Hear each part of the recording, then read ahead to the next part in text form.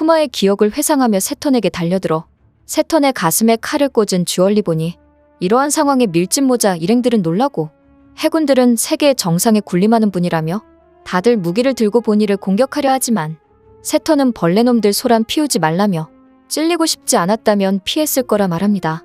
이어 세턴은 알 수 없는 능력으로 보니를 공격한 후 보니를 한 손에 쥐며 압박하는데 이에 상디가 보니를 구하러 돌진하지만 세턴의 의문 모를 힘에 그대로 쓰러지죠. 그리고 세턴은 보니에게 찔린 칼을 뽑는데 칼이 뽑히자마자 수염에 묻은 피가 사라지고 이러한 상황에 해군은 베가펑크 일행들을 제압하기 위해 움직입니다. 이에 세턴은 기다리라며 서두르지 않더라도 녀석들이 도망칠 곳 따윈 없어 대기하라 명령하고 쓰러져 있는 키자루에게 넣치고는 일이 늦었다 하는데 세턴의 말에 키자루는 죄송하다며 뭐라 할 변명도 없지만 지금은 손가락 하나 움직일 수 없을 것 같다 알리죠. 이를 들은 세턴은 이유라면 알고 있다며 니카모드의 부작용으로 지쳐있는 루피를 죽이려는데 그 순간 프랑키가 스트롱 라이트로 루피를 데려오며 세계의 정상도 우리 선장의 목을 갖고 싶은 거냐 웃습니다. 이러한 상황에 세턴은 밀짚 모자 루피, 주얼리 보니 너희들의 참전은 확실히 예상 밖이었다만 이렇게까지 해군에게 둘러싸인 절망의 섬에서 탈출할 수 있는 운명이 있다면 꼭 보고 싶다 말합니다. 이어 베가펑크 내놈의 배신은 유감이라며 지금까지 해군에게 해준 수많은 공적은 고맙지만 누구부터 죽을 것인지 고통스러운 순서대로 말해달라며 우리 세계 정부에 대항한 걸 후회하며 죽으라 전합니다. 또한 인간은 하지 말라는 일을 왜 그렇게 하고 싶어 하는 것인지 모르겠다며 다시 한번 주얼리 보니를 압박하는데 이를 보고 있던 밀짚 모자 일행은 움직이려 했지만 뭔가가 억누르고 있어 힘들다 말하고 이에 베가펑크는 과학이 아니라면 악마의 열매의 힘이라 전하죠.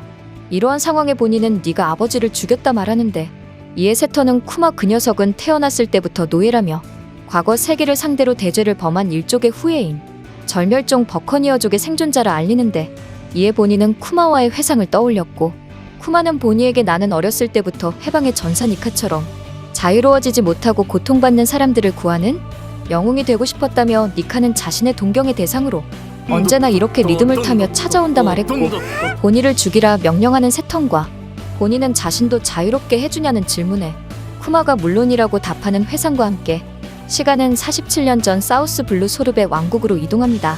과거 소르베 왕국에서는 쿠마가 태어나 부모의 사랑을 가득 받으며 살아가고 있었지만 병원의 세계 정부의 앞잡이가 잠입하여 쿠마와 쿠마의 아빠가 버커니어족이란 사실을 알아냈고 이 때문에 쿠마 가족은 마리조아의 노예로 끌려가게 됩니다.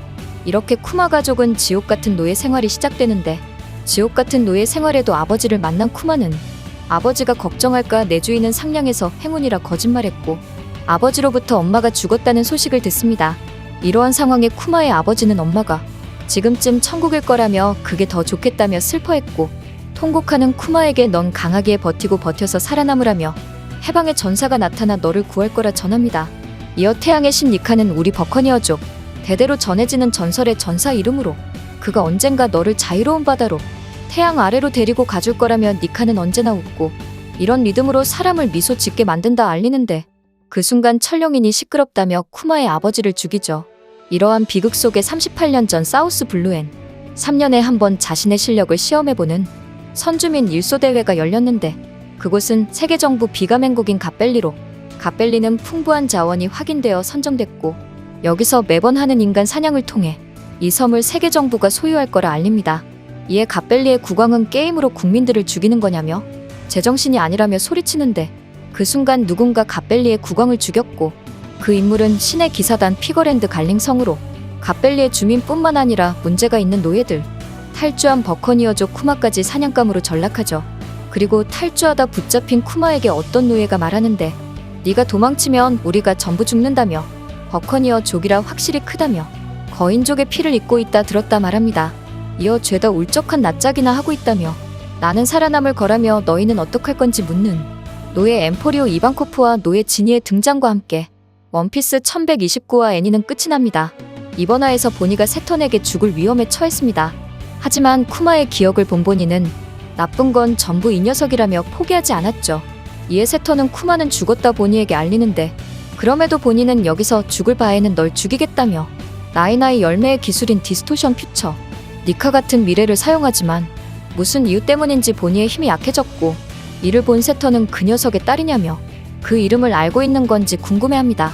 이어 세턴은 그게 무엇인지 모르고 있다며 이 녀석은 아직 니카와 밀짚 모자의 하얀 모습을 연결 짓지 못했다 말한 후 참으로 아쉽다 말합니다. 또한 보니의 그 능력은 내가 준 것으로 직접 열매를 먹을 수 없는 아기에게 엑기스로 능력을 줄 수 있는지 실험했다며 그 능력은 어떠한 미래로도 변신할 수 있지만 현실을 알 때마다 선택할 수 있는 미래가 좁아져가는 능력이라 알리죠. 그리고 보니에게 니카를 믿고 싶은 거냐 묻는데 이에 보니는 해방의 전사 니카는 있다며 아빠가 너희들을 따르는 기계가 된 날부터 아빠를 해방시켜 주기를 바라면서 계속 찾았다 말합니다. 보니의 말에 세턴은 이미 없다고 생각하기 시작했다는 증거가 지금 너가 힘을 쓸 수 없는 나약함이라며 네 아비도 버커니아족의 시답자는 전설을 믿고 니카처럼 사람들을 구하고 싶다 내게 말했다며 훗날 철령인 남자의 8번째 부인이 된 네 어미에게 약물 실험을 한 것도 자신이라 알립니다. 계속해서 세턴은 그녀 또한 부작용인 푸른 반점이 나와서 실패했다며 태어난 애한테도 유전됐을 줄 몰랐다 말하는데 세턴의 말에 보니는 전부 네가 한 거냐 눈물을 흘리고 베가펑크 또한 쿠마의 가족은 청옥린에 농락당했다며 쿠마는 그걸 위해 목숨을 내놓았는데 감히 은혜라도 베푸는 마냥 그걸로 거래했다 분노하죠. 이에 세턴은 베가펑크에게 내 입장도 이해해달라며 버러지의 기분을 이해하란 건 불가능하다 말하는데 그 순간 어디론가 향하던 쿠마가 에드에드에 도착했고 이를 본 해군의 통신의 세턴은 쿠마가 올 리가 없다 당황합니다.